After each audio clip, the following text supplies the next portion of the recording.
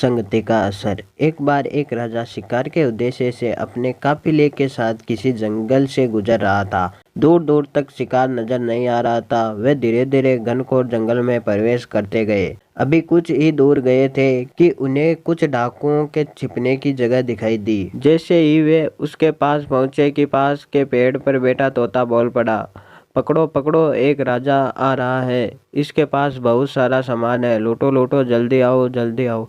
तोते की आवाज़ सुनकर सभी डाकू राजा की ओर दौड़ पड़े। डाकुओं को अपनी ओर आते देखकर राजा और उसके सैनिक दौड़कर खड़े हुए। भागते भागते कोसों दूर निकल गए। सामने एक बूढ़ा सा पेड़ दिखाई दिया। कुछ देर सुस्ताने के लिए उस पेड़ के पास चले गए।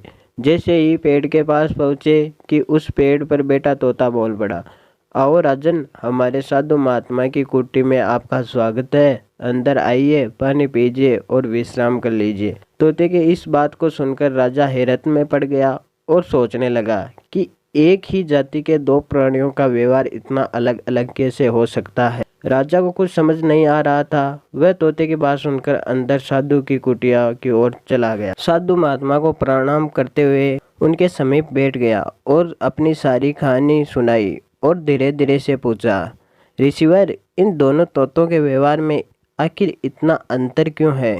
साधु महात्मा धैर्य से सारी बातें सुनी और बोले, ये कुछ नहीं राजन, बस संगति का असर है। डाकुओं के साथ रहकर तोता भी डाकुओं की तरह व्यवहार करने लगा और उनकी भाषा बोलने लगा। अर्थात जो जिस वातावरण में रहता है वह वैसा ही बन जाता है। कहने का तात्पर्य यह है कि मूर्ख भी विद्वानों के साथ रहकर विद्वान बन जाता है, और अगर विद्वान भी मूर्खों के संगत में रहता है तो उसके अंदर भी मूर्खता आ जाती है। इसलिए हमें संगति सोच समझ कर करनी चाहिए। दोस्तों, उम्मीद करता हूँ कि यह स्टोरी आपको पसंद आई है।